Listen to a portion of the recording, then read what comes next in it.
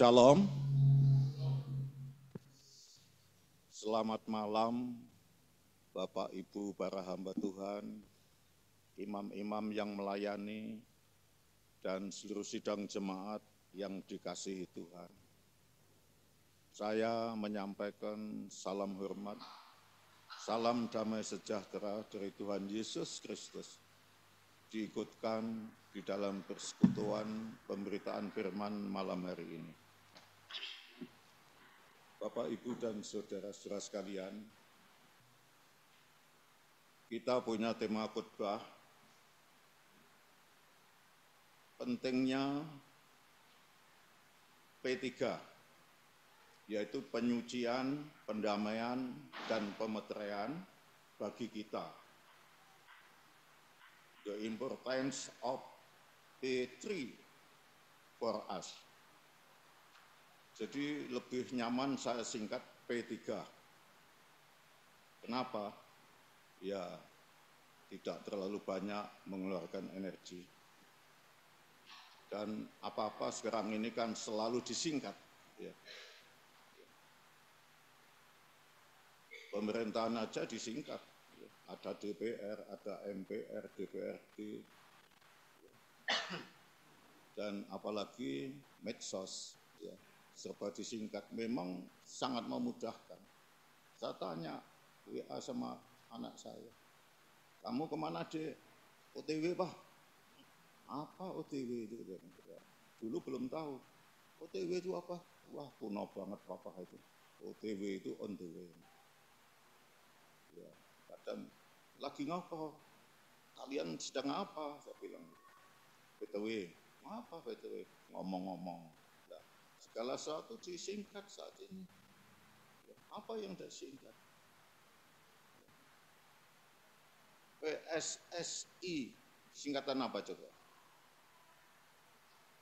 Bukan Persatuan Sepak Bola Seluruh Indonesia, ya itu bisa. Tapi anak muda punya arti sendiri. Pacaran, ya istilahnya itu, pacaran seperti suami istri, ada seperti itu. TTM, apa singkatan itu? Teman tapi mesra, ada seperti itu.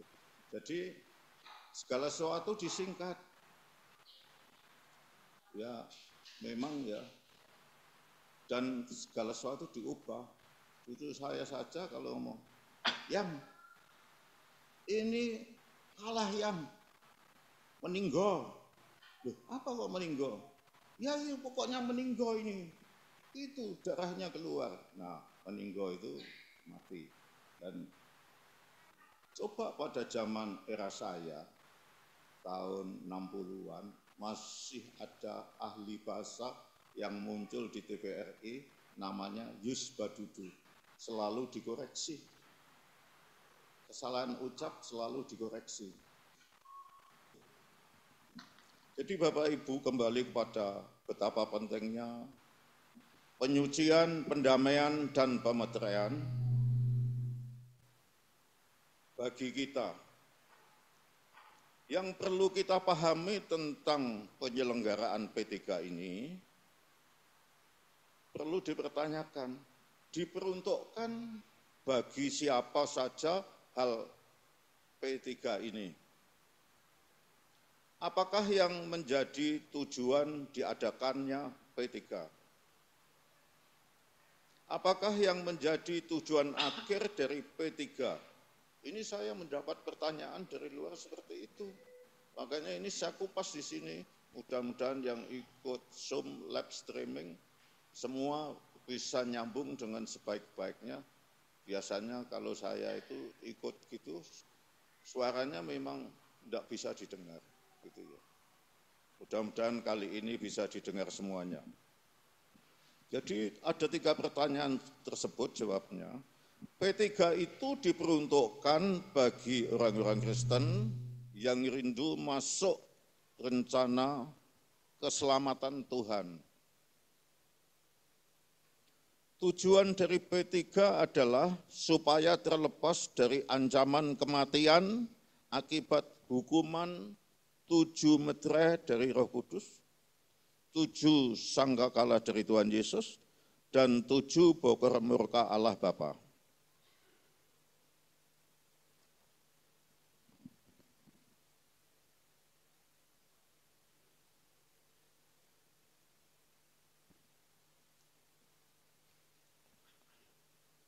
Catatan saya lari kemana?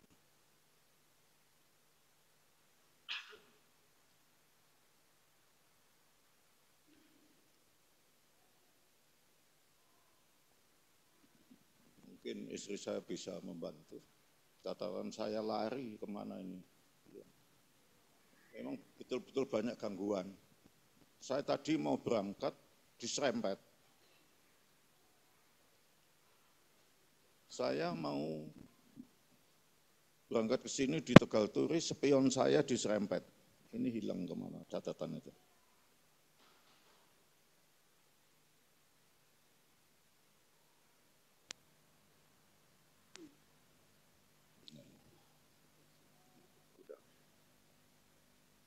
Terima kasih.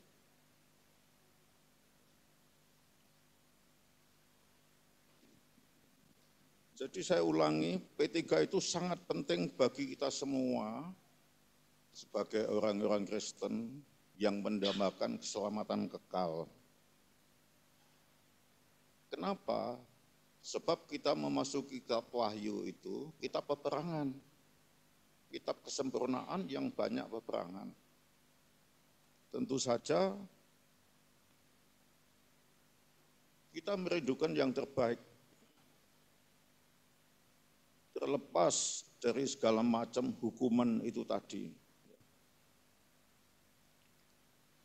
Jadi P3 itu sangat penting bagi setiap orang Kristen yang merindukan mendapat keselamatan yang kekal dan diangkat menjadi mempelai wanita Tuhan Yesus Kristus.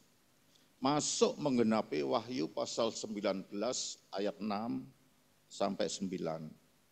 Menjadi pengantin anak domba Allah. Hal ini sulit untuk dicapai oleh umat Kristiani. Kenapa kok sulit dicapai? Karena umat Kristiani itu kebanyakan ada yang masih hidupnya masih dibelenggu keinginan-keinginan daging yang masih silau dengan gemerlapnya dunia. Apa ada sih orang Kristen seperti itu? Oh ada. Ya. Orang Kristen yang matre itu ada. Orang Kristen yang rela berkorban itu ada. Orang Kristen yang bohong-bohongan itu ada. Jadi siapa yang boleh masuk P3? Ya mereka yang betul-betul ingin diselamatkan dalam keselamatan yang kekal menjadi mempelai wanita Tuhan. Kita akan melihat satu contoh, ya, melihat suatu contoh. Kita akan membaca Injil Matius. Injil Matius pasal 19, ya, Injil Matius pasal 19, ayat 16 sampai 22. Mari, Mas Banner. Orang muda yang kaya. Ada seorang datang kepada Yesus dan berkata, "Guru, perbuatan baik apakah yang harus kuperbuat untuk memperoleh hidup yang kekal?" Jawab Yesus, "Apakah sebabnya engkau bertanya kepadaku tentang apa yang baik? Hanya satu yang baik. Tetapi jikalau engkau ingin masuk dalam hidup, turutilah segala perintah Allah." Kata orang itu kepadanya, "Perintah yang mana?"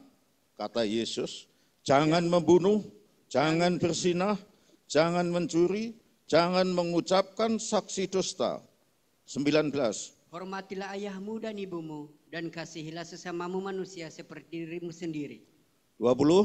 Kata orang itu kepadanya, "Semuanya itu telah kuturut, apalagi yang masih kurang?" Nah, kata pemuda itu, semua itu sudah kami kerjakan, semua sudah kami lakukan. Apa yang kurang? Terus 21. Kata Yesus kepadanya, "Jikalau engkau hendak sempurna, pergilah, juallah segala milikmu, dan berikanlah itu kepada orang-orang miskin, maka engkau akan beroleh harta di surga. Kemudian datanglah kemari dan ikutlah aku. Terakhir dua-dua. Ketika orang muda itu mendengar perkataan itu, pergilah ia dengan sedih sebab banyak hartanya. Nah, itulah salah satu contoh. Ya.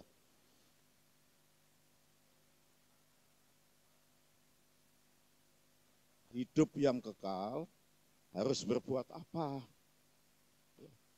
Jawab Yesus, turutilah segala perintah Allah. Tadi dikatakan, jangan membunuh, jangan berzinah, jangan mencuri, jangan menjadi saksi dusta. Itu tertulis di dalam hukum Taurat Keluaran pasal 20 ayat 13 sampai 16. Dan hormatilah ayah dan ibumu, tertulis di dalam Keluaran pasal 20 ayat 12. Ya. Jawab pemuda itu, semua hukum itu sudah kami turuti, sudah kami lakukan, sudah kami kerjakan. Sekarang apalagi yang kurang? Nah, apalagi yang kurang menurut Tuhan Yesus? Coba dibaca ulang ayat 21 supaya Kata ayat Yesus 21 kepadanya, ini. jikalau engkau hendak sempurna, pergilah, jualah segala Nah, milikmu. itulah kata Yesus, jikalau engkau hendak sempurna, pergilah, jualah segala milikmu dan berikanlah itu kepada orang-orang miskin, maka engkau akan beroleh harta di surga. terus Kemudian datanglah kemari dan ikutlah aku. lah, syaratnya sangat berat.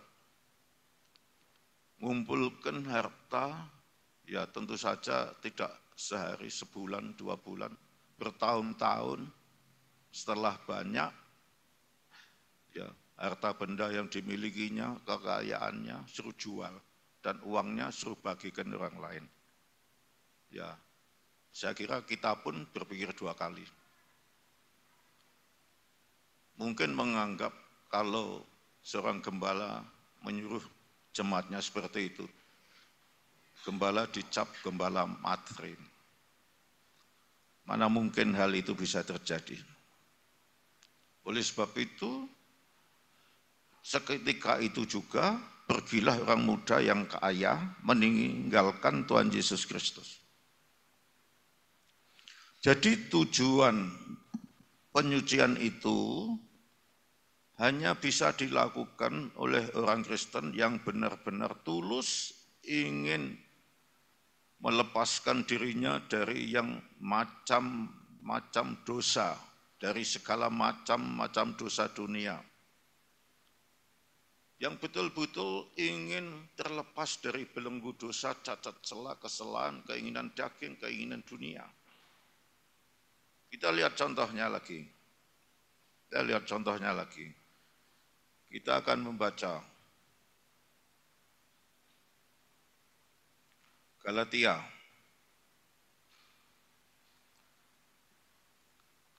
pasal 5 ayat yang tidak asing lagi, yaitu 19:21.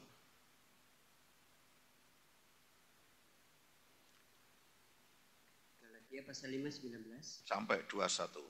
sampai 21. Perbuatan daging telah nyata, yaitu percabulan, kecemaran, hawa nafsu, penyembahan berhala, sihir, perseteruan, perselisihan, iri hati, amarah, kepentingan diri sendiri, percideraan, roh pemecah, kedengkian, kemabukan, pesta pora, dan sebagainya. Terhadap semuanya itu kuperingatkan kamu, seperti yang telah kuperbuat dahulu, bahwa barang siapa melakukan hal-hal yang demikian, ia tidak akan mendapat bagian dalam kerajaan Allah. Amin. Ya, jadi inilah bermacam-macam perbuatan hawa nafsu daging yang menjadi pemisah hubungan manusia dengan Sang Khalik. Kalau hal ini tidak dilakukan oleh manusia, maka manusia itu bisa menjalin hubungan dengan intim dengan Sang Khalik. Bahkan karena kesucian kekudusan hidup, kita mendapat karunia-karunia yang luar biasa. Kemarin rapat sama Mbak Tasha disuruh Pak D duduk di depan. Enggak, saya lebih baik suka di belakang. Harus di depan. Ternyata malamnya saya didatangi oleh Romo. Pak D, ingat jaga tahbisan. Kenapa Pak D tidak mau? Saya tahu Pak D orangnya low profile. Enggak salah Marta itu mempersilakan Pak D duduk di depan. Oh gitu ya, ya sudah. Sebelumnya juga datang kepada saya. Saya diundang makan. Mejanya sangat sederhana, meja kayu yang tidak dipelitur dan lain sebagainya. Di situ ada makanan, di situ ada Romo, ada Bunda. Malah saya dilayani, diambilkan oleh Romo sama Bunda. Ini apa-apaan, jangan. Saya tidak pantas dilayani. Saya yang seharusnya melayani. Nah, itulah keuntungan hidup kita kalau hidup suci kudus terlepas dari segala bentuk hawa nafsu dunia. Tuhan akan memperhitungkan kita. Tuhan akan memperhitungkan kita. Jadi orang-orang yang takut pada Allah, setiap hari kelakuannya seperti pada,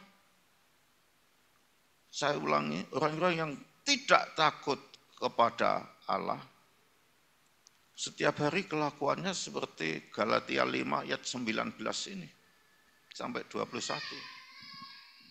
Hal-hal seperti inilah yang menjadikan kekejian dan jahat semata-mata di hadapan Allah, dan pasti dibenci Tuhan. Yang seharusnya diperbuat itu hal-hal yang sifatnya positif, yang bisa menyenangkan hati Tuhan, yang bisa mempermuliakan hati Tuhan, yang di dalamnya penuh kasih sayang kepada siapapun. Seperti yang tertulis di dalam Amsal pasal 8:13. Di situ, takut akan Tuhan ialah membenci kejahatan. Aku benci kepada kesombongan, aku benci kepada kecongkaan, aku benci tingkah laku yang jahat dan mulut yang penuh tipu muslihat. Ini yang dibenci Tuhan untuk orang-orang yang masih melakukan hal-hal seperti ini. Tuhan sangat benci. Jadi Bapak Ibu, sekarang siapa yang layak diperdamaikan dengan Allah? Tadi siapa yang layak disucikan? Orang-orang yang punya keinginan untuk merubah sifat watak karakter. Dari yang dulunya penuh dosa hawa nafsu, bertobat, kemudian disucikan, kemudian juga ingin diperdamaikan. Sekarang siapa yang layak diperdamaikan dengan Allah? Mereka adalah orang-orang yang dengan tulus mau meninggalkan dosa, cacat, celah, pelanggaran, kejahatan yang selalu diperbuatnya, lalu mau bertobat menjadi benar, kembali menurut hukum-hukum Allah. Mereka itu adalah orang-orang yang memiliki kerendahan hati dan keinginan yang kuat.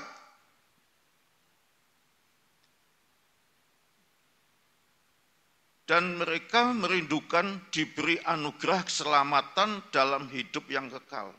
Itu kerinduannya untuk diperdamaikan dengan Allah.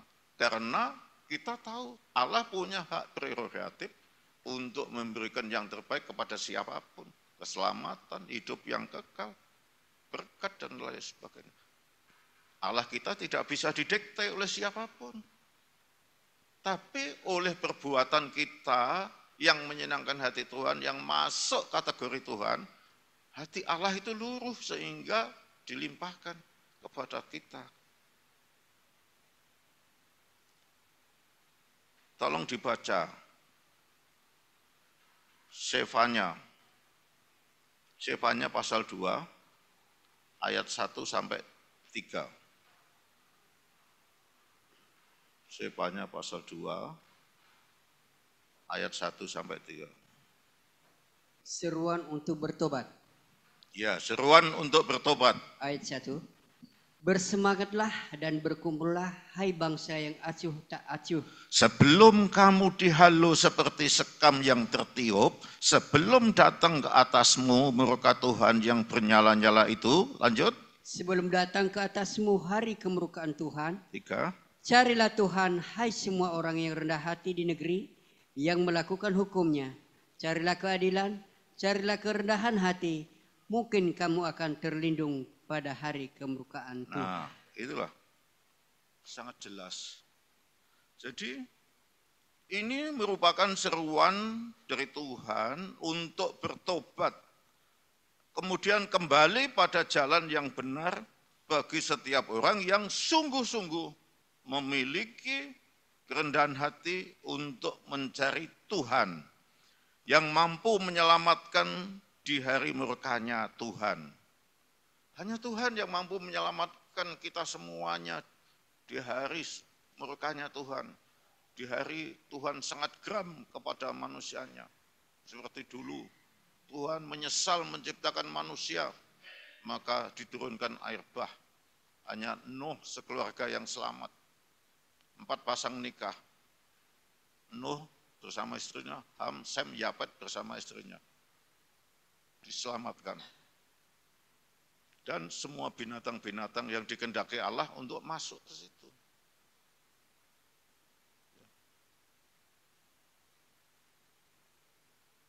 Kita akan melihat siapa yang memiliki kerendahan hati. Apakah kita sudah memiliki kerendahan hati? Apakah mereka, gereja itu sudah memiliki kerendahan hati? Alkitab memberi contoh. Seorang pemimpin, seorang raja. Contoh seorang raja yang rendah hati dan mau bertobat. Kita baca Mazmur 51 ayat 1 sampai 11.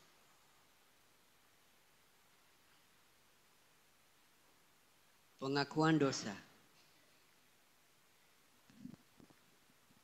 Untuk pimpinan biduan Mazmur Daud ketika Nabi Nathan datang kepadanya setelah ia menghampiri Betseba. Ya.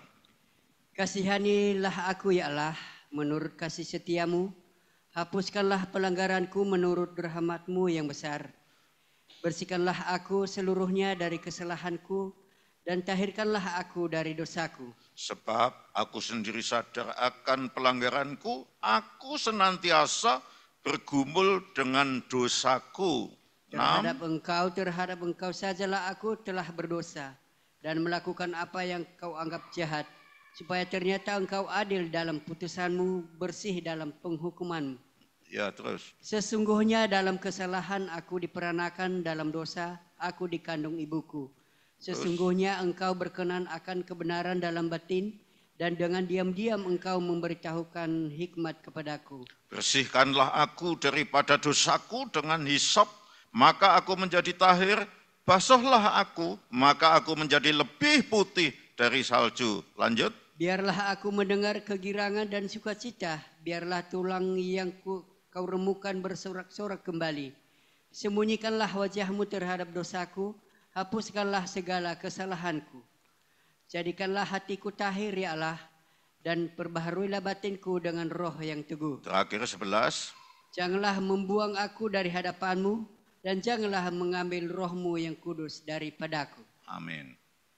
Jadi pada waktu itu Nabi Nathan menegur dan menginsapkan Raja Daud.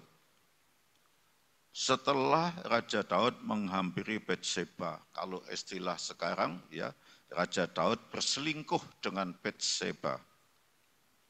Raja Daud sadar atas tindakannya yang sangat tercela, yang sangat bodoh, yang sangat memalukan seorang raja yang seharusnya menjadi contoh kepada seluruh rakyat yang dipimpinnya. Tetapi justru melakukan tindakan-tindakan yang tercela. Ia mohon ampun atas dosa-dosanya kepada Allah dan minta disucikan dan minta didamaikan kembali dengan Allah Demikian juga dengan bangsa Israel. Dosa pelanggarannya sudah kelewat batas, kalau tidak mengalami pendamaian, penyucian, pasti ditumpas habis oleh Allah, dan inilah satu perbuatan-perbuatan cela yang menggagalkan keselamatan. Oleh sebab itu, sesuai hukum-hukum Allah, sesuai nubuatan, diadakan penyucian, pendamaian, dan pemeteraian. Kita kan tidak tahu kalau perbuatan kita itu menyukakan atau membuat Allah sedih, membuat Allah gusar, membuat Allah sangat kecewa. Kita kan tidak tahu. Yang penting kita punya kerendahan hati, mengaku salah. Saya itu kalau mau tidur setiap malam pasti. Kalau tadi malam, semalam suntuk, saya tidak bisa tidur karena persiapan ini. Kalau sudah merebahkan diri jam 3 ke atas, jam 3 pagi ke atas. Duh Gusti, kawula nyuwun ngapura. Sadaya kalepatan kula nyuwun sih pangapura ning Gusti. Mugi-mugi kawula pikantuk welas asih saking Gusti. Kawula alit menika kathah dosanipun. Setiap malam saya mengaku dosa seperti itu di hadapan Tuhan. Ya, itulah. Kadangkala walaupun tidur hanya 3 jam, sudah cukup nyaman 4 jam. Karena waktu saya sebanyak-banyaknya saya berikan untuk memuliakan Allah. Kalau tadi malam memang semalam suntuk, tidak bisa tidur karena memang belum selesai. Jam 7 pagi belum selesai saya persiapan. Harus mencari ayat-ayat menopang P3 ini. Jadi yang menjadi objek saat ini bangsa Israel. Kenapa? Bangsa Israel itu bangsa pilihan Allah. Tetapi dosa pelanggarannya minta ampun sudah. Dosa pelanggarannya ketika di padang gurun, mulutnya dan lain sebagainya, hujatannya kepada Musa, otomatis langsung kepada Allah. Kalau tidak mengalami pendamaian, ya pasti dibunuh oleh Allah. Makanya waktu itu belum ada pendamaian, mayat-mayat Israel itu bergelimpangan di padang gurun. Dihabisi oleh Allah, dihabisi oleh malaikat Tuhan. Mereka banyak mengomel, bersungut-sungut, sekali dihabisi ribuan mayat bergelimpangan. Dan inilah yang menjadi usaha Musa untuk bangsa Israel, supaya diampuni, supaya diselamatkan. Kita kembali membaca kitab Keluaran.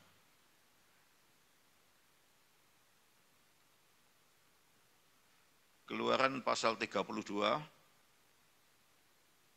ayat 30 saja.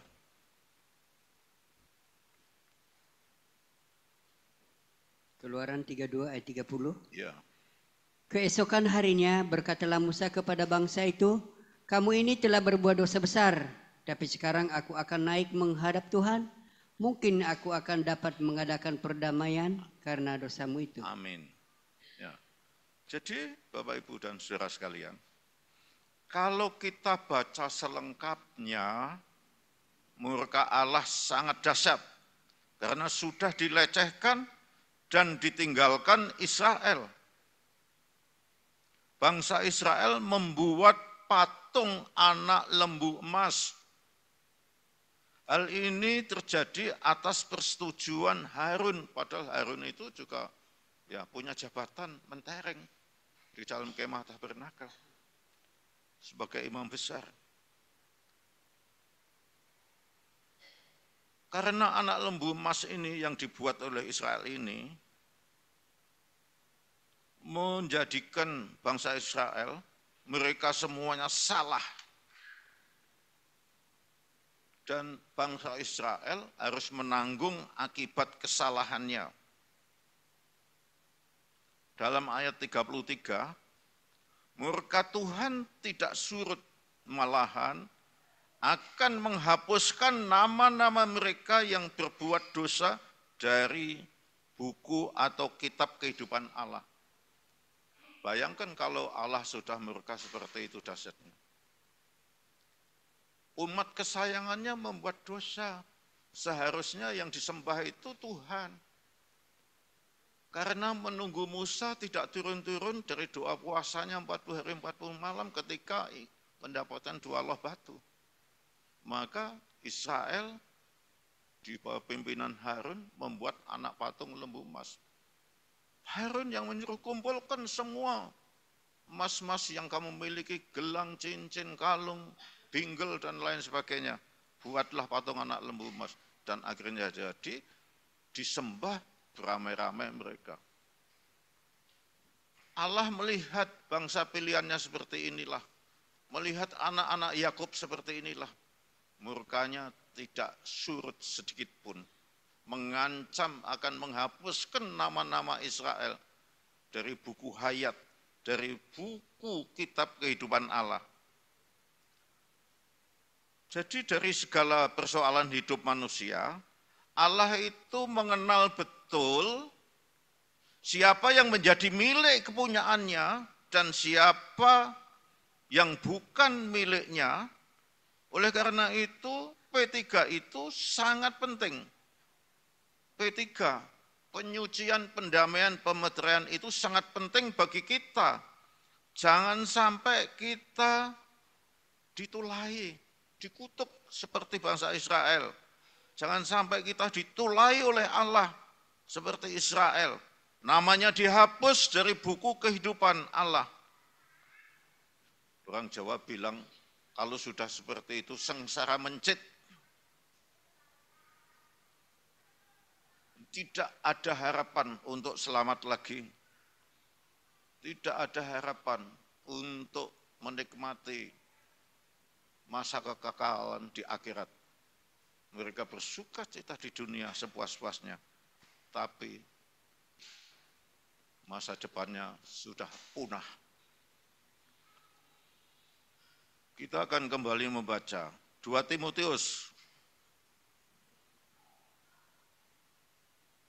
2 Timotius pasal 2, ayat 19 sampai 21. 2 Timotius pasal 2, ayat 19, 21. Ayat 19, tetapi dasar yang diletakkan Allah itu teguh dan meterainya ialah Tuhan mengenal siapa kepunyaannya dan setiap orang yang menyebut nama Tuhan hendaklah meninggalkan kejahatan. Ya, saya ulangi biar lebih jelas. Tetapi dasar yang diletakkan Allah itu teguh dan meterainya ialah Tuhan mengenal kepunyaannya. Apakah saya kepunyaan Tuhan? Apakah saudara kepunyaan Tuhan? Tuhan yang tahu, tapi kita mesti bisa merasakan bahwa akulah kepunyaan Tuhan, bahwa saudara kepunyaan Tuhan. Tidak salah Tuhan mengenali satu persatu yang ada di ruangan ini. Mengenali satu persatu yang ada di rumah sedang live streaming. Dikenali oleh Tuhan semuanya. Dan setiap orang yang menyebut nama Tuhan hendaklah meninggalkan kejahatan. Nah, kalau menyebut nama Tuhan tinggalkan kejahatan. Oh my God. Tapi berbuat jahat. Seperti di luaran ya ada seperti itu. Membunuh orang teriak takbir. Demo, ngerusak segala macam takbir. Padahal saya kira semua perintah agama itu sama. Siapa yang menyebut nama Allah hendaknya menjauhi kejahatan. Nama Allah itu tidak bisa dipermainkan. Tidak boleh disebut secara sembarangan. Hukum Taurat Keluaran pasal 20 menyatakan seperti itu. Jadi orang-orang Kristen kalau ingin hidupnya menjadi milik Allah, ya harus bertobat meninggalkan kejahatannya. Ini syarat mutlak. Kalau sudah kejahatan ditinggalkan, disucikan, didamaikan, lalu dimeteraikan menjadi milik kepunyaan Allah sendiri. Kalau bukan miliknya Allah, miliknya siapa? Yang miliknya penguasa dunia atau Lucifer. Yang memiliki kita itu, kalau bukan Allah ya Lucifer, dunia, penguasa dunia itu. Kalau kita dimiliki Allah, jelas Tuhan menyediakan yang terbaik di akhirat nanti untuk kita. Surga mulia, surga yang sangat sempurna. Tapi apa yang disediakan penguasa dunia? Lautan api yang menyala-nyala dahsyat seperti panas belerang. Oleh sebab itu tinggalkan kejahatan supaya menjadi milik Allah yang mulia. Sebab pada hari penghakiman nanti Allah akan memisah-misahkan mana yang menjadi miliknya dan mana yang bukan menjadi miliknya. Oleh sebab itu mulai sekarang kita harus memiliki karakter seperti yang dikehendaki Tuhan. Dia yang maha suci, maha kudus, maha benar. Dia yang maha besar, maha agung, maha mulia. Tuhan Yesus sang juru selamat, penolong, penebus, penyembuh, tempat kami berteduh dan berlindung. Itu karakter. Karakter Allah itu seperti itu. Nah, apakah ada sedikit pun karakter Allah pada diri kita? Tidak usah maha, cukup suci, cukup kudus. Ya. Untuk menyamai Allah tidak mungkin. Allah sangat sempurna, sedangkan kita itu debu. Tidak bisa seperti itu. Nah. Kembali kita membaca Injil Matius. Injil Matius pasal 25 ayat 32 sampai 40 mulai. Matius pasal 25 ayat 32. Ya. Lalu semua bangsa akan dikumpulkan di hadapannya dan ia akan memisahkan mereka seorang daripada seorang sama seperti gembala memisahkan domba dari kambing. Semua bangsa di dunia Allah yang mengumpulkan. Allah bisa. Kenapa Allah bisa? Kekuasaannya melingkupi alam semesta raya ciptaannya. Saat ini roh Allah di sini. Tapi juga ada di Eropa, juga ada di Barat, ada di China, ada di Jepang. Jadi kemampuan kekuatan kuasanya itu melingkupi seluruh alam raya ini. Lanjut. Ayat 33. Dan ia akan menempatkan domba-domba di sebelah kanannya dan kambing-kambing di sebelah kirinya. Ya. Dan raja itu akan berkata kepada mereka yang di sebelah kanannya, "Mari, hai kamu yang diberkati oleh Bapakku, terimalah kerajaan yang telah disediakan bagimu sejak dunia dijadikan. Ya. Sebab ketika aku lapar, kamu memberi aku makan. Ketika aku haus, kamu memberi aku minum. Ketika aku seorang asing, kamu memberi aku tumpangan. Ketika aku telanjang, kamu memberi aku pakaian. Ketika aku sakit, kamu melawat aku. Ketika aku di dalam penjara, kamu mengunjungi aku." Maka orang-orang benar itu akan menjawab dia, katanya, "Tuhan, bila manakah kami melihat engkau lapar dan kami memberi engkau makan, atau haus dan kami memberi engkau minum?" Lanjut 38. "Bila manakah kami melihat engkau sebagai orang asing dan kami memberi engkau tumpangan, atau telanjang dan kami memberi engkau pakaian? Bila manakah kami melihat engkau sakit atau dalam penjara dan kami mengunjungi engkau?" Dan raja itu akan menjawab mereka, "Aku berkata kepadamu, sesungguhnya segala sesuatu yang kamu lakukan untuk salah seorang dari saudaraku yang paling hina ini, kamu telah melakukannya untuk aku." Inilah karakter yang harus kita miliki, yang diminta oleh Tuhan atas hidup kita masing-masing. Dalam penghakiman yang terakhir Tuhan membawa pemisahan. Mana domba-domba yang menjadi miliknya dan mana kambing-kambing yang bukan miliknya. Di sini Tuhan bertindak dengan adil seadil-adilnya. seperti seorang gembala yang memisah-misahkan domba-domba di sebelah kanan dan kambing-kambing di sebelah kirinya. Domba-domba adalah gambar anak-anak Tuhan yang menerima kerajaan yang sudah disediakan Bapa sejak dunia dijadikan.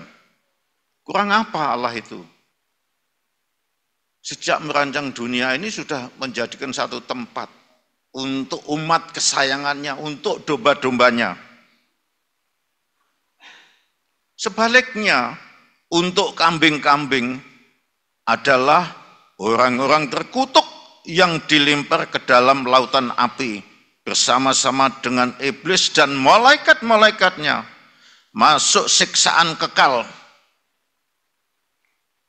Tetapi orang-orang benar ke dalam hidup yang kekal. Ini domba-domba. Kambing-kambing masuk ke dalam nyala api yang kekal. Domba-domba tidak. Domba-domba mendapat tempat yang nyaman karena memiliki karakter seperti yang dikehendaki oleh Tuhan tadi. Ketika aku haus, kamu memberi minum. Ketika lapar, kamu memberi makan. Ketika aku telanjang, kamu memberi pakaian padaku. Kapan Tuhan aku melakukan seperti itu? Aku merasa tidak pernah. Apa yang kau lakukan kepada orang yang paling miskin, Simon, sama seperti memberi aku. Saya praktekkan ini di kampung saya. Banyak orang sepuh-sepuh yang sudah tidak dipelihara. Ya semampu saya, mah belikan itu 1 bungkus nasi. Tanya sudah sarapan belum? Apa dikira saya banyak uang? Tidak. Tapi saya selalu mengutamakan hal-hal seperti itu. Saya tunjukkan ke Mbak Dewi, kalau saya bisa mengejar janji kasih seperti itu, bukan saya itu uang lebih, pekerjaan Tuhan selalu saya tepang. Ini loh saldo saya, tidak sampai 150.000. Itulah, saya ingin punya karakter yang dituntut Tuhan atas hidup saya dan saudara semuanya. Jadi seperti itu. Jadi Tuhan itu akan membawa dombanya untuk hidup yang kekal. Juga dalam Matius 25 ayat 1 dan seterusnya, di situ ada 10 gadis akan menyongsong, mempelai laki-laki. Ayat sebelumnya, jadi seperti itu. Tetapi tidak 10 darah itu bisa masuk ke ruang perjamuan kawin. Hanya 5 darah bijaksana yang diizinkan masuk. Kenapa diizinkan masuk? Karena punya reserve minyak. Itu bicara urapan Roh Kudus yang double porsi. Sedangkan 5 darah bodoh tidak punya reserve minyak. Mereka tidak tahu kapan mempelai itu datang. Nah, bodohnya di sini. Tidak siap sedia minyak, tidak tahu berjaga sehingga tidak paham mempelai datang kapan. Nah, di saat mempelai datang, pelita mereka padam karena minyaknya habis. Ketika mereka pergi sedang membeli minyak, mempelai datang, dan saat 5 darah bodoh itu sudah datang setelah membeli minyak, pintu sudah ditutup kembali, sudah dikancing lagi. Mereka ditolak. Inilah cara Tuhan memisahkan antara yang dikenan dan yang tidak diperkenan sepanjang masa sampai akhir zaman nanti. Cara pemisahan Tuhan itu kayak gitu. Sama, 10 darah itu ya orang Kristen semuanya. Tidur ya tidur semuanya. Terlelap semuanya. Tapi yang 5 bijaksana ini selalu standby, selalu mengutamakan Tuhan, selalu mencari urapan. Yang bodoh selalu memumpuk hawa nafsu daging, tidur dan tidur. Uang seharusnya dibelikan untuk minyak, dibelikan hal-hal yang lain. Bahkan untuk minyak, sayang kalau saya belikan minyak. Nah, itu. Sehingga tidak punya reserve. Ketika pintu dibuka mempelai datang, mereka belum kembali. Tapi yang sudah standby, silakan masuk ke dalam. Seperti penglihatan saya yang saya sampaikan di Kaliurang. Waktu meditasi, ya, saya melihat tabernakel Wahyu pasal 4 yang menjadi standar ukuran penyucian. Semua dijaga oleh malaikat-malaikat penguasa semuanya. Mulai pintu gerbang, Bapak Tirto, mulai pintu kemah, Bapak Bayu, mulai pintu tirai, Bapak Dahono dijaga. Berjubel orang ingin masuk sampai ke ruang Maha Kudus. Tapi dibentak oleh Bapak Dahono. Keluar, kamu tidak layak. Kamu najis, kamu pecina. Kamu jahat di mata Tuhan.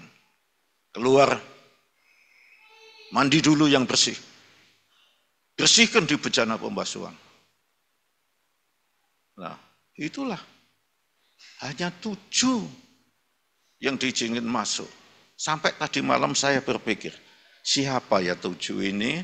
Apakah itu yang ada 7 bintang yang ada di genggam tangan kanan Allah? Tapi ada ceweknya. Nah, itulah. Sesudah itu juga semangka dibelah jadi 4. Ini ada di dalam kitab Wahyu. Pasal, kalau nggak salah, masuk pasal 6 dan pasal 8. Seperti itu. Jadi, Tuhan itu selalu membawa pemisahan. Tidak ingin yang suci ini terkamiri oleh dosa yang tidak suci. Dijaga oleh Tuhan, dilindungi oleh Tuhan, ditempatkan pada satu tempat yang khusus. Luar biasa Tuhan kita itu. Jadi Bapak Ibu dengan adanya pemisahan domba, kambing, 5 darah bodoh, 5 darah bijaksana. Sebenarnya Tuhan itu sudah punya kuota. Berapa jumlah domba-domba yang akan diselamatkan, kemudian masuk organisme tubuh Kristus yang sah menjadi calon mempelai Tuhan. Tuhan sudah punya kuota. Tapi belum saatnya diumumkan.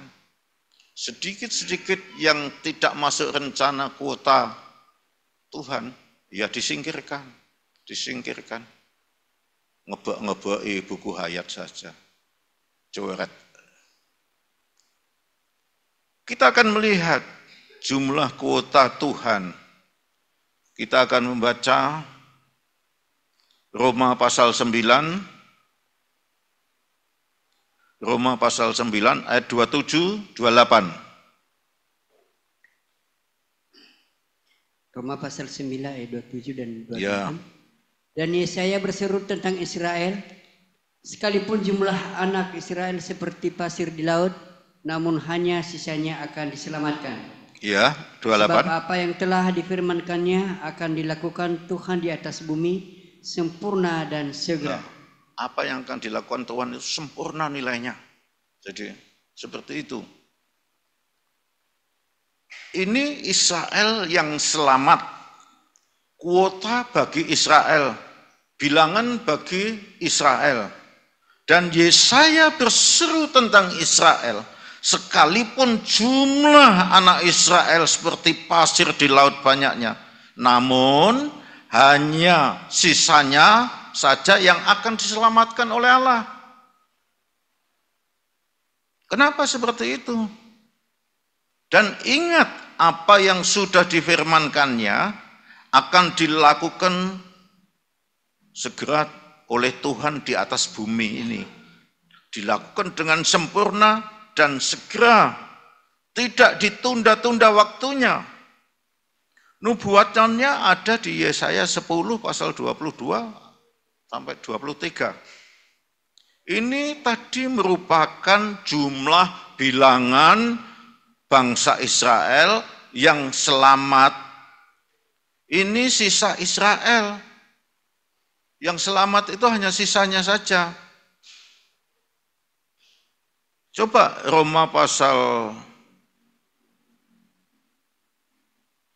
11 ya, Roma pasal 11 ayat 1 sampai 8. Roma pasal 11 ayat 1 sampai 8. Sisa Israel. Ayat 1. Maka aku bertanya, adakah Allah mungkin telah menolak umatnya? Sekali-kali tidak, karena aku sendiri pun orang Israel, dari keturunan Abraham, dari suku Benyamin. Allah tidak menolak umatnya yang dipilihnya. Ataukah kamu tidak tahu apa yang dikatakan kitab suci tentang Elia? Waktu ia mengadukan Israel kepada Allah. Nah, ini Elia itu mengadu perbuatan Israel kepada Allah. Tuhan, nabi-nabimu telah mereka bunuh, mezbah-mezbahmu telah mereka runtuhkan, hanya aku seorang dirilah yang masih hidup, dan mereka ingin mencabut nyawaku. Jadi Elia pun terancam. Terus, tapi bagaimanakah firman Allah kepadanya? Aku masih meninggalkan 7.000 orang bagiku yang tidak pernah sujud menyembah Baal. Nah, di sini saya ulangi lagi biar lebih jelas.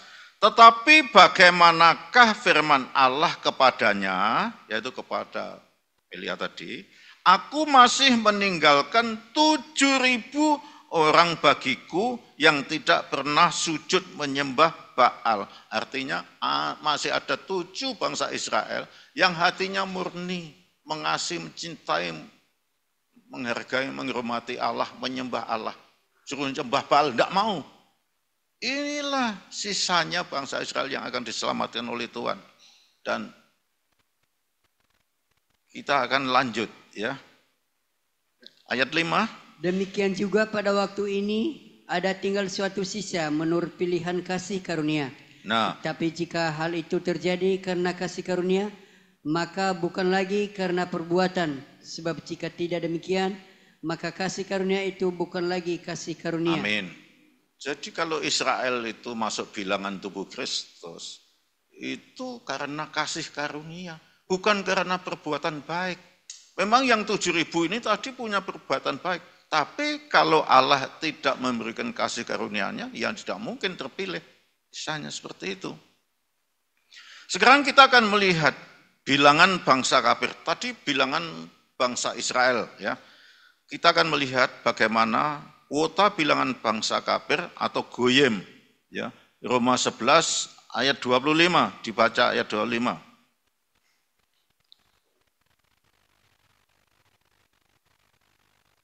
Ayat 25. Ya, 25.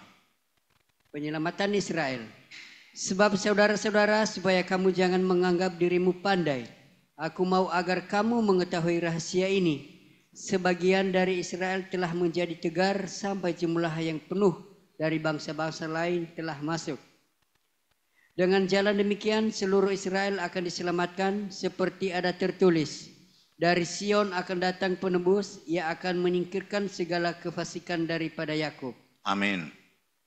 Jadi bangsa lain atau kafir atau yang disebut sebagai zaitun liar itu dipilih oleh Allah sesuai jumlah yang penuh menurut kuota untuk diselamatkan sudah cukup. Maka barulah ditambahkan ke dalamnya sisa kuota dari bangsa Israel yang disebut zaitun asli. Jadi misalnya kuota totalnya itu katakanlah 1 juta. Ya. Bangsa kafir masuk dulu bilangannya, jumlahnya berapa yang akan diselamatkan Tuhan. Mungkin 700.000. Lah yang 300.000 inilah bangsa Israel baru digabungkan masuk. Jadi zaitun asli ditambah zaitun liar, inilah mempelai wanita Tuhan. Bilangan tubuh Kristus. Seperti itu. Jadi jumlah organisme tubuh Kristus atau mempelai wanita Tuhan itu sama dengan bilangan bangsa kafir ditambah bilangan bangsa Israel atau sisanya Israel yang tadi masih ada 7.000 itu.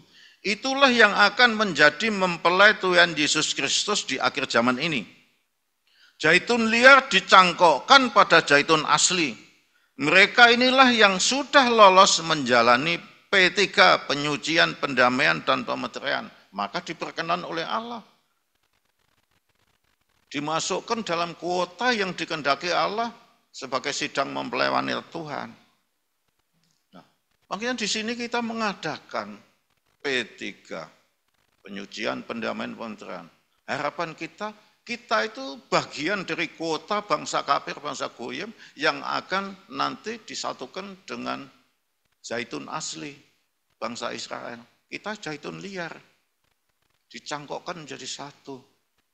Dan menjadi kuota total, jumlah total, itu yang dikehendaki Tuhan. Yang dikehendaki Tuhan seperti itu. Jadi saudara sekalian, kita akan membaca Wahyu pasal 7 untuk lebih jelasnya. Wahyu pasal 7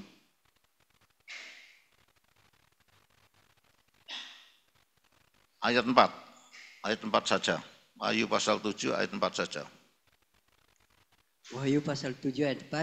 Ya. Dan aku mendengar jumlah mereka yang dimeteraikan itu 144.000 yang telah dimeteraikan dari semua suku keturunan Israel. Nah, setelah disucikan, didamaikan, dimeteraikan. Jumlah Israel yang dimeteraikan adalah 144.000 orang. Ini merupakan angka kiasan dari Israel yang diselamatkan Tuhan.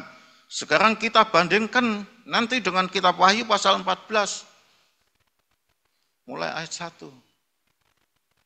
Angka ini berasal dari 12 anak Yakub, keturunan Israel, 12 suku Israel. Masing-masing 12.000. 12 kali 12.000, 144.000. Kemudian Wahyu 14, kita bandingkan dengan Wahyu pasal 14, ayat 1 mulai. Wahyu 14, anak domba dan pengikutnya yang ditebusnya. Dan aku melihat sesungguhnya anak domba berdiri di Bukit Sion, dan bersama-sama dengan dia 144.000 orang, dan di dahi mereka tertulis namanya dan nama Bapaknya. Nah, sama-sama tadi Wahyu pasal 7, 4 juga 144.000, tapi di situ dijelaskan ini dari 12 suku Israel, masing-masing 12.000. Jumlahnya 144.000. Apakah ada penjelasan seperti itu di dalam Wahyu pasal 14 ayat 1? Lanjut ayat 2. Ayat 2. Dan aku mendengar suatu suara dari langit bagaikan desau air bah dan bagaikan deru guruh yang dahsyat. Dan suara yang kudengar itu seperti bunyi pemain-pemain kecapi yang memetik kecapinya. Terus? Mereka menyanyikan suatu nyanyian baru di hadapan tahta dan di depan keempat makhluk dan tua-tua itu. Dan tidak seorang pun yang dapat mempelajari nyanyian itu selain daripada 144.000 orang yang telah ditebus dari bumi itu. 144.000 orang menyanyikan nyanyian baru. Saya masih ingat, nyanyian baru itu apa Romo? Saya tanyakan. Itulah hikmat makrifat. Kidung makrifat, kunci-kunci makrifat dinyanyikan oleh mereka semuanya yang tidak bisa dipahami oleh orang lain. Ayat 4, mereka adalah orang-orang yang tidak mencemarkan dirinya dengan perempuan-perempuan. Terus? Karena mereka murni sama seperti perawan. Mereka adalah orang-orang yang mengikuti anak domba itu kemana saja ia pergi. Mereka ditebus dari antara manusia sebagai korban-korban sulung bagi Allah dan bagi anak domba itu. Mereka seperti perempuan-perempuan. Karena mereka murni sama seperti perawan. Mereka adalah orang yang mengikuti anak domba itu kemana saja pergi. Apa yang dimaksud mengikuti anak domba? Anak domba itu siapa? Tuhan Yesus. Tuhan itu siapa? Tuhan itu firman Allah. Artinya mereka orang-orang yang tidak tercemar itu dengan pengajaran asing selalu mengikuti alur kegerakan firman Tuhan dan tidak pernah menolak. tidak tercemari dengan ajaran-ajaran lain. Lanjut. Ayat 5, dan di dalam mulut mereka tidak terdapat dusta, mereka tidak Mereka bercela. tidak pernah berbuat dusta atau cacat celah. Jadi di sini ada jumlah 144.000. Ini jumlah mempelai Tuhan juga dinyatakan secara kiasan. Mereka ayat 4 tadi dikatakan ya, di dalam ayat 4 tadi dikatakan mereka adalah orang-orang yang tidak mencemarkan dirinya dengan perempuan-perempuan dan bla bla bla bla. Selanjutnya seperti itu ya. Dan hal ini merupakan gabungan Israel jasmani dengan Israel rohani. Karena tidak dijelaskan bahwa ini 12 suku Israel, masing-masing 12.000, sehingga jadi 144. Beda dengan penjelasan Wahyu tadi, pasal 7 ayat 4 tadi. Ya. Jadi jumlah 144.000 itu adalah korban-korban sulung bagi Allah dan bagi anak domba itu. Mereka sudah memiliki karakter Wahyu pasal 4, sudah sesuai dengan standar ukuran yang dikehendaki Allah. Apa Wahyu karakter seperti 4? Menjadi standar ukuran. Wahyu pasal 4 itu tabernakel surgawi yang dilihat perspektif Rasul Yohanes ketika di Pulau Patmos.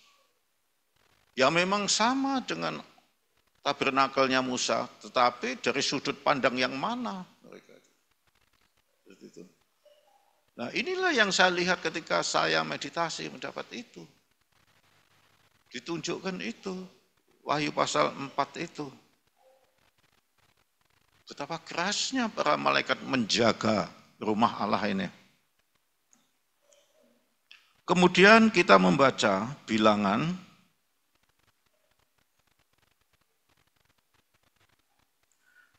pasal 11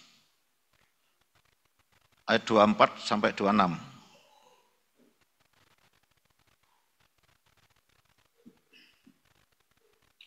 Ke-70 orang tua-tua. Setelah Musa datang keluar, disampaikannya ke firman Tuhan itu kepada bangsa itu. Ia mengumpulkan 70 orang dari para tua-tua bangsa itu dan menyuruh mereka berdiri di sekeliling kemah. Lalu turunlah Tuhan dalam awan dan berbicara kepada Musa. Kemudian diambilnya sebagian dari roh yang hinggap di badannya dan ditaruhnya atas ke-70 tua-tua itu. Ketika roh itu hinggap pada mereka, kepenuhanlah mereka seperti nabi, tapi sesudah itu tidak lagi. Masih ada 2 orang tinggal di tempat perkemahan, yang seorang bernama Eldad, yang lain bernama Medad. Ketika roh itu hinggap pada mereka, mereka itu termasuk orang-orang yang dicatat tetapi tidak turut pergi ke kemah. Maka kepenuhanlah mereka seperti nabi di tempat perkemahan. Amin. Jadi Bapak Ibu dan saudara sekalian, firman Tuhan ini sangat menguatkan dan memberi pengharapan bagi mereka-mereka yang rindu ikut P3. Tetapi karena sesuatu hal, mungkin karena ekonomi, biaya, juga karena sakit, tidak mendapat izin dari tempat mereka bekerja, sehingga tidak bisa hadir, tidak bisa datang ke Jogja ini.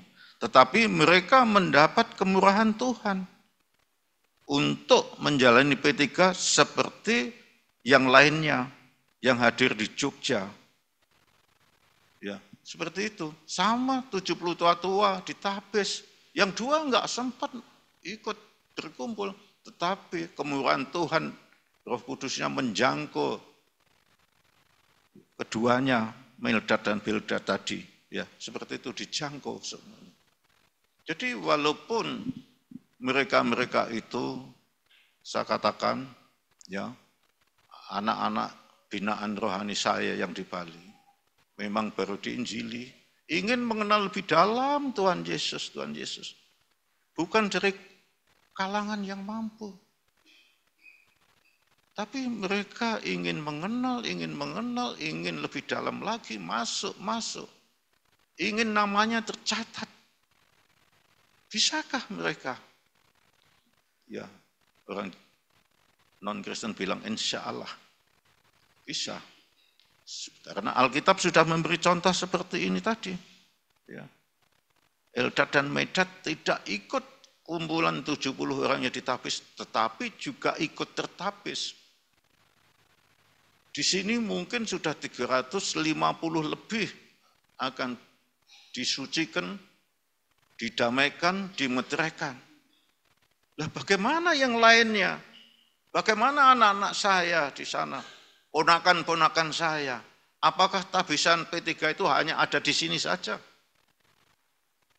Kalau hanya ada di sini, Allah tidak bijaksana. Allah itu maha bijaksana. Tadi saya katakan, kemahakuasaannya melingkupi seluruh alam ciptaannya. Kalau yang di sana tidak ikut, itu sudah dirancang mendapat kasih karunia, masuk kuota bilangan bangsa kafir atau goyim yang akan menjadi sidang mempelai Tuhan. Walaupun tidak bisa hadir sini, akan dijangkau oleh Allah. Loh kok bisa enak sekali nggak mau datang? Allah itu punya hak prerogatif seperti presiden punya hak prerogatif ngangkat, mecat menteri dan pembantu-pembantunya. Memberi gerasi, amnesti dan lain-lainnya. Itu hak prerogatif presiden. Apalagi Allah. Haknya luar biasa. Jadi seperti itu. Dibaca 1 Tesalonika 5 ayat 23 sampai dan 24, 23 24.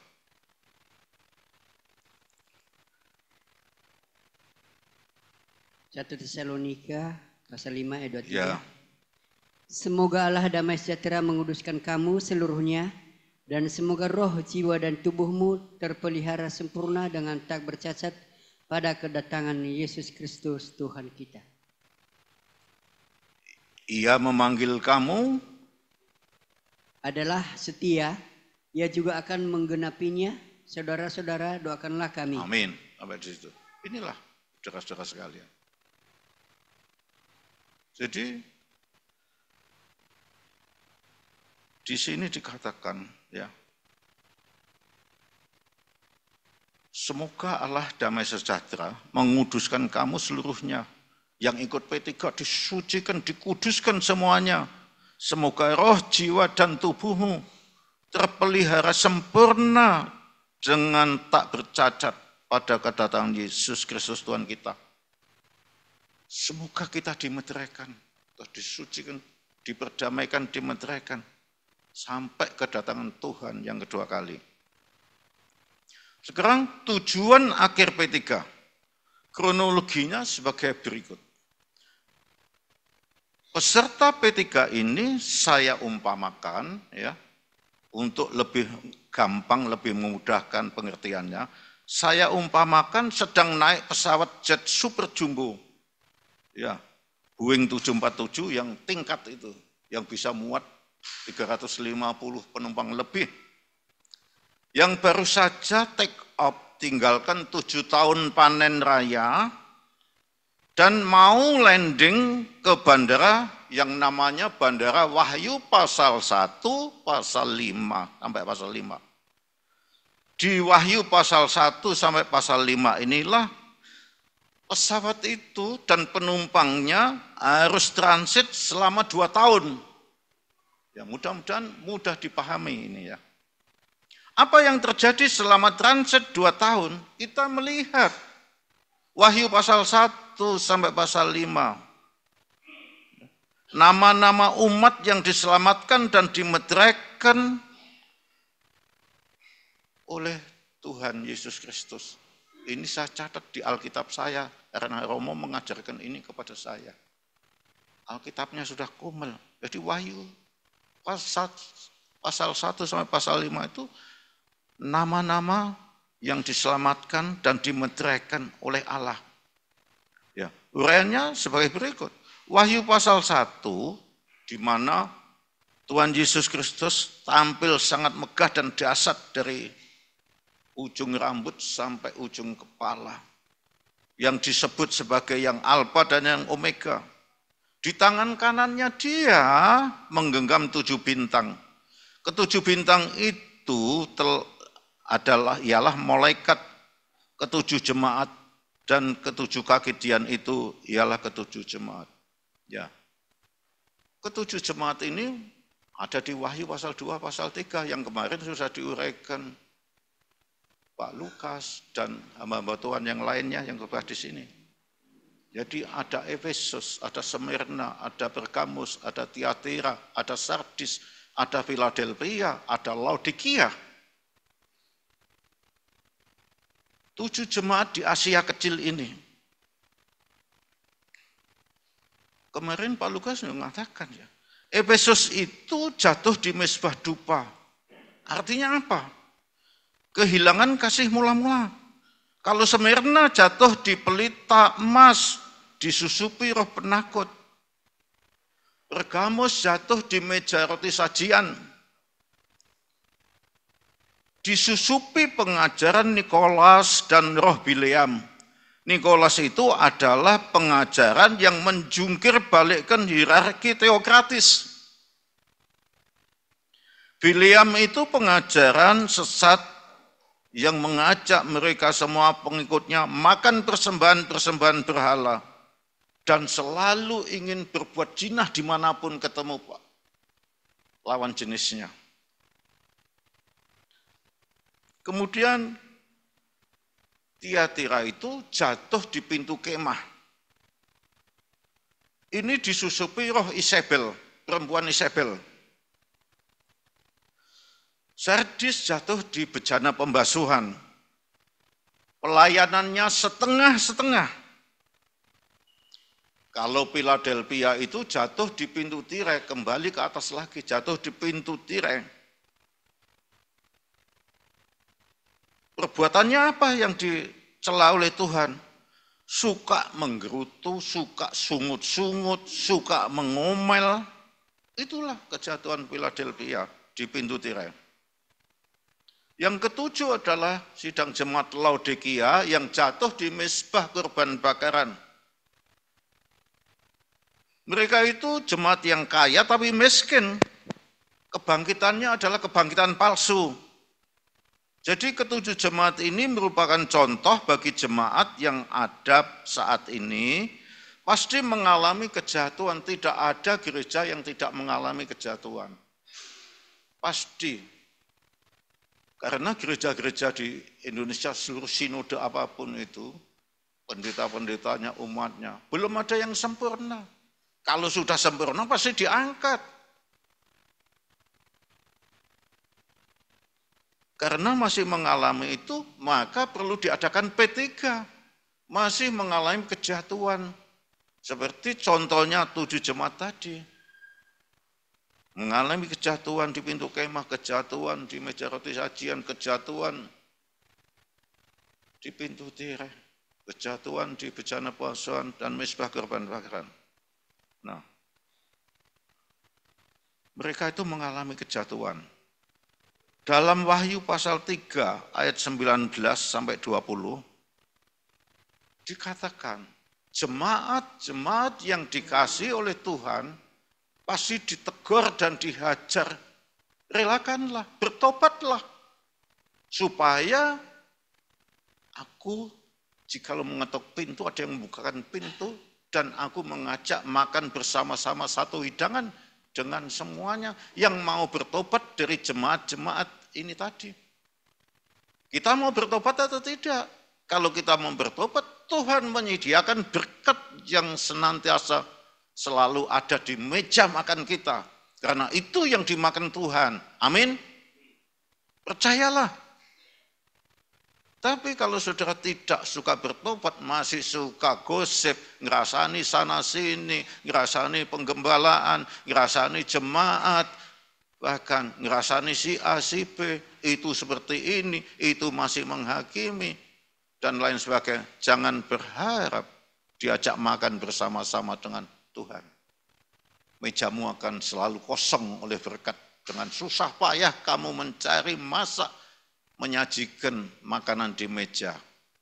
Tapi kalau kita kita mengikuti P3 penyucian, pendamaian, pemeteraian, bertobat kembali kepada Sang Penjunan yang membentuk bejana hidup kita, maka Dia menyediakan apa yang kita butuhkan, kita perlukan. Sungguh itu terjadi. Saya mengalami hal-hal seperti itu karena saya sudah tidak pelayanan. Saya hanya mengenalkan doa, kuasa doa. Siapa yang minta tolong, doanya terkabul. Kalau mereka digerakkan hatinya oleh Tuhan, ya transfer berkat, kirim makan, kirim ini. Jadi seperti itu. Saya juga tidak heran. Setelah saya puasa panjang, buka apa? Belum belanja. Ya sudah sabar. Tahu-tahu ada tamu datang dari jauh. Bawa berbagai macam makanan. Wah, bisa untuk 2 hari, 3 hari ini mah. Ya, itulah Tuhan menyediakan. Jadi terbukti kalau kita mengasihi, mencintai Tuhan dengan sepenuh tubuh jiwa roh kita.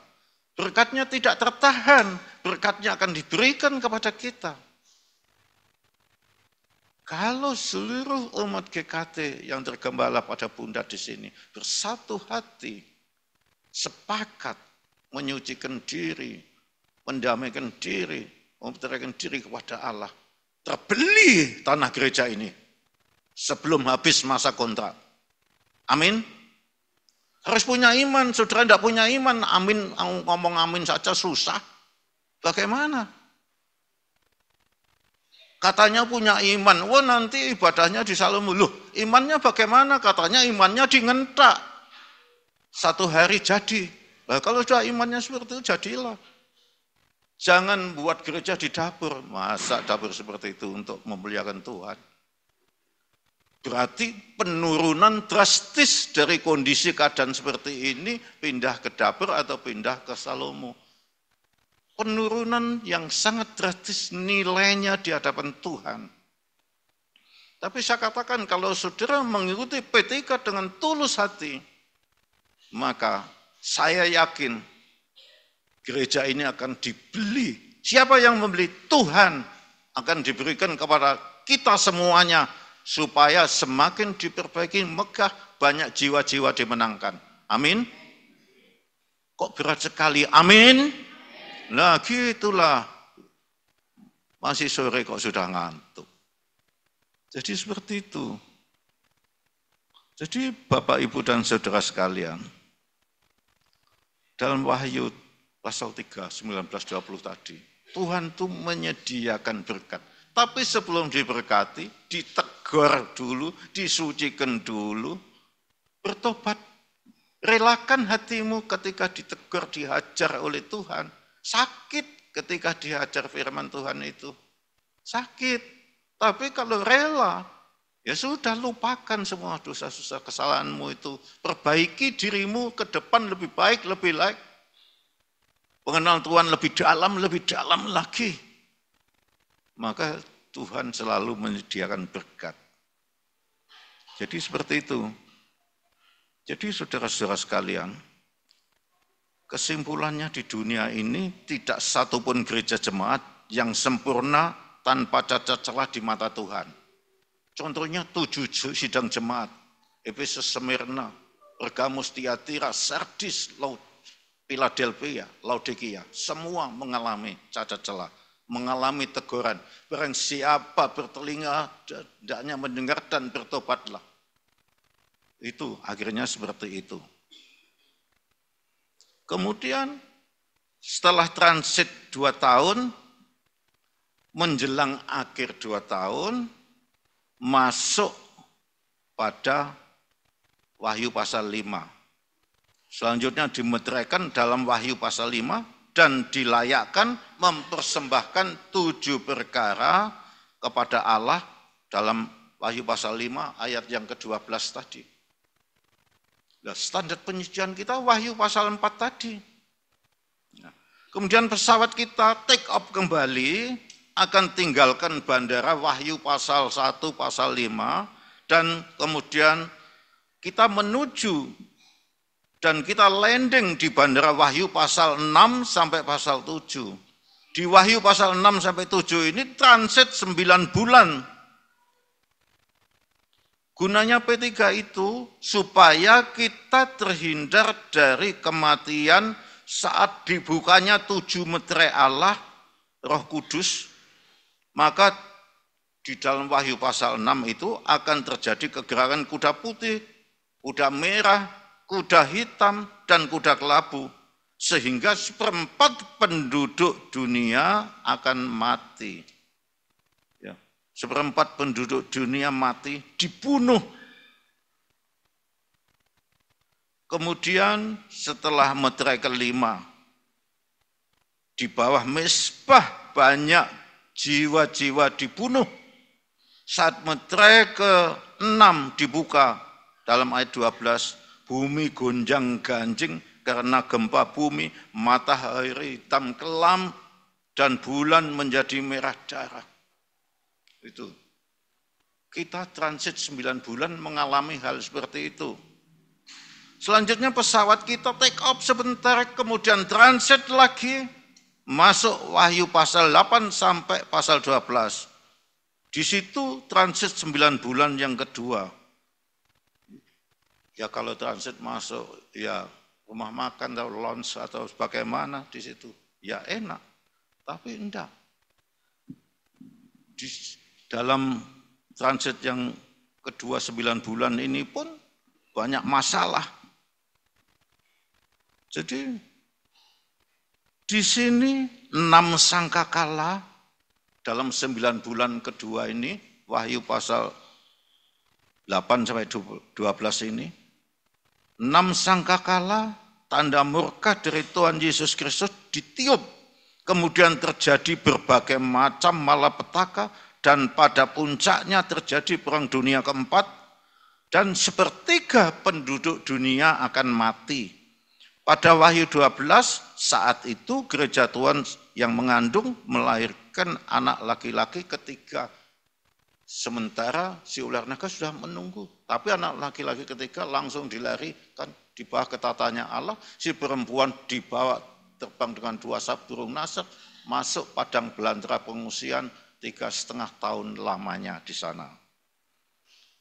Jadi kemudian kita memasuki Wahyu 13 sampai 19. Dunia dilanda masa antikris 3,5 tahun lamanya. Saat itulah ditumpahkan ke-7 jawan murka Allah. Ditambah meterai ke-7 yang tadi belum dibuka, hanya simbolis saja. Dan sangkakala ke-7 dilaksanakan bersama-sama. Saat itulah dunia betul-betul chaos. Tidak ada tempat untuk sembunyi. Ya. Sementara sidang mempelai perempuan yang melahirkan lari ke padang belantara pengungsian selama 3,5 tahun. Di sana dilindungi oleh Allah, oleh kekuatan hikmat marifat Allah, dipelihara oleh Allah, diproses oleh Allah, sampai betul-betul ditandani cantik mempelainya. Nah, terjadi Wahyu selanjutnya adalah masuk Wahyu 20, masuk kerajaan 1000 tahun damai. Terjadi kebangkitan pertama untuk orang-orang yang mati di dalam Tuhan. Kemudian iblis dihukum, disiksa dalam lautan api yang kekal. Setelah terjadi perang Gog Magog, juga terjadi hukuman yang terakhir. Dan setiap orang yang namanya tidak tertulis dalam buku kehidupan dilempar ke dalam lautan api kekal. Itu tadi janji Tuhan untuk kambing-kambing. Janji Tuhan untuk yang tidak mau mengikuti P3. Yang mau mengikuti P3 diselamatkan. Dan waktunya tidak ditunda. Pada akhirnya tibalah saat yang dinanti-nanti. Kegenapan Wahyu pasal 21 yang sudah ikut MP3. Dibawa masuk kota Yerusalem baru. Yang letaknya di tengah-tengah langit yang baru, bumi yang baru, untuk kekal selamanya. Karena langit yang lama, bumi yang lama sudah hancur oleh hukuman murka Allah tadi. Jadi Bapak, Ibu, dan saudara-saudara sekalian, saya itu kadang-kadang juga ingat tentang masa lalu saya. Tapi masa lalu itu ya tidak boleh dilupakan. Tapi Alkitab seperti Rasul Paulus, masa laluku adalah sampah semuanya. Tapi dari masa lalu saya itu banyak belajar. Siapa saya ini? Dan dulu kayak apa, sekarang kayak apa? Katakanlah, from nothing to something. Wah, megaya bahasa Inggris.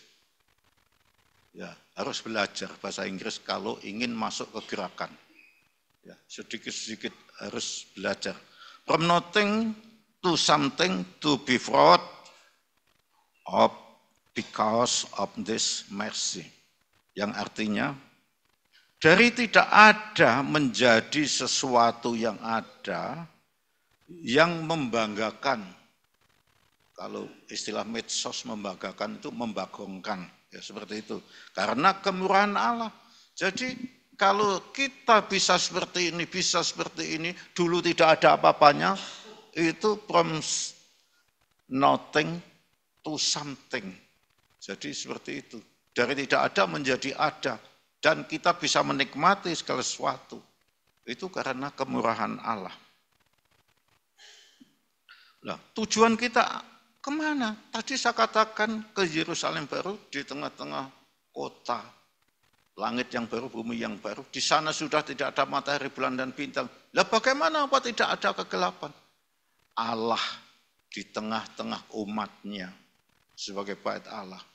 Cahaya kemuliaan Allah menerangi kekal selamanya. Itu tujuan kita.